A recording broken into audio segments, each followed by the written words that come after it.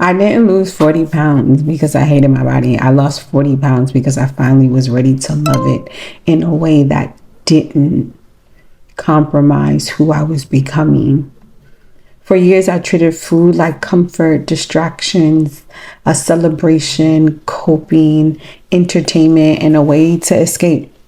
I didn't understand that food is also communication. It speaks directly to your organs, to your blood, to your energy, your thoughts, and your peace.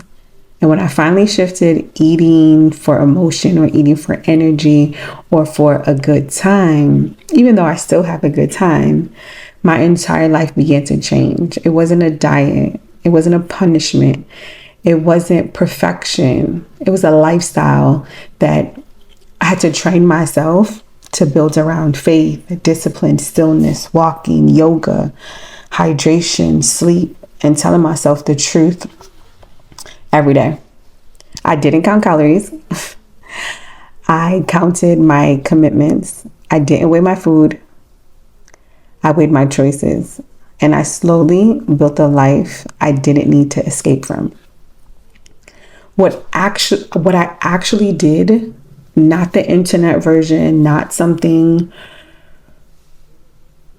that my favorite person was doing. I walked. I walked to and from the gym. The gym became a non-negotiable. It grounded me. It cleared my mind. It gave me space to kind of just think. And it was the distance to the gym is 20 minutes from my house. So I would walk to the gym, 20 minutes, walk back.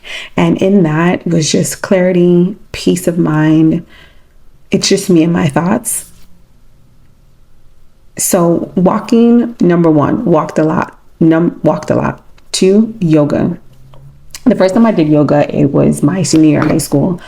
I was 18, and that was the first time I was introduced to it. Shout out to my gym teacher, who is also a yoga instructor, which was awesome.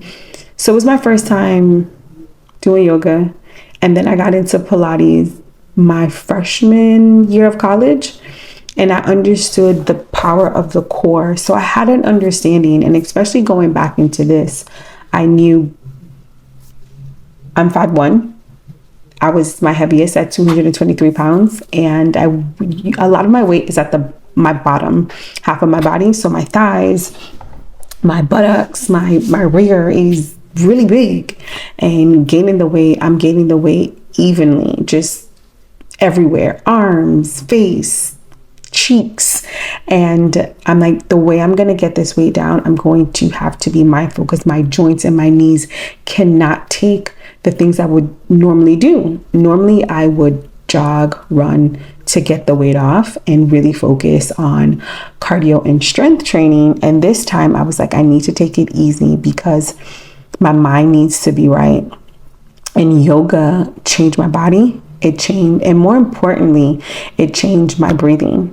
I was able to focus on breathing. I was able to be softer, be stronger, but really focus on mindfulness. It also helped me to be less reactive, which I needed at that moment. And it also helped me to connect more to hunger cues because my mind was in a mindful space.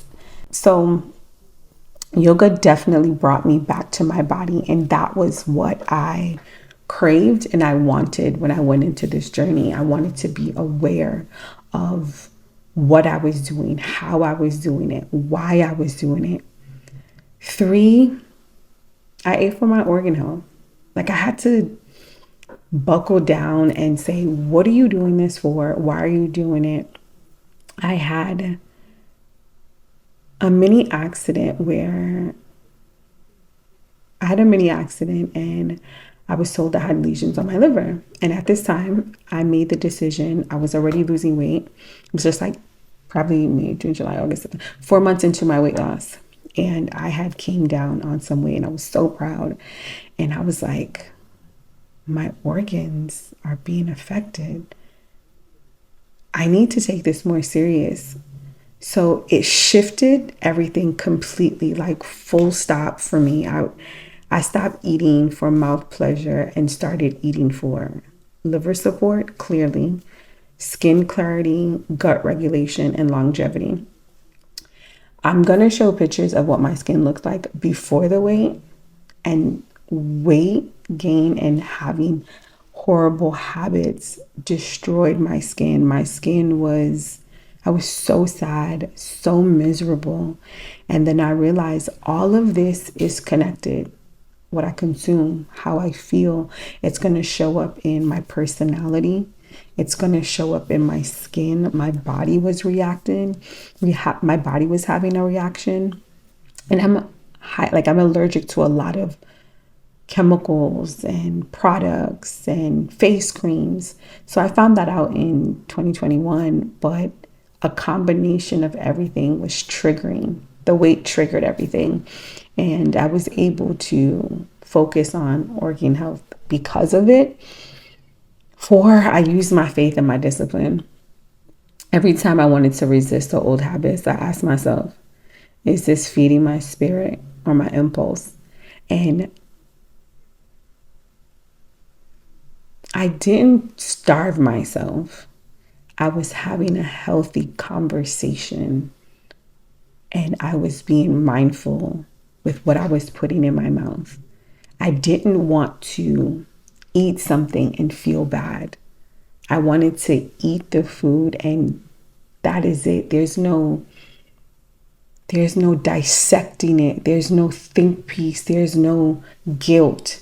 And that was that faith and that discipline and that way of thinking is what helped me on this journey. And I think asking myself different questions when I was eating or being able, or even just having a healthy mindset when eating helped me, and it helped feed my spirit. Excuse me.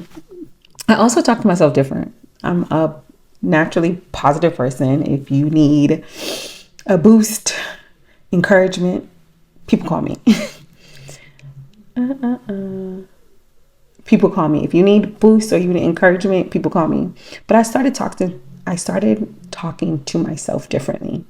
I thanked my body. I thanked myself for my discipline. I thanked my organs for trying every day. And I didn't shame myself.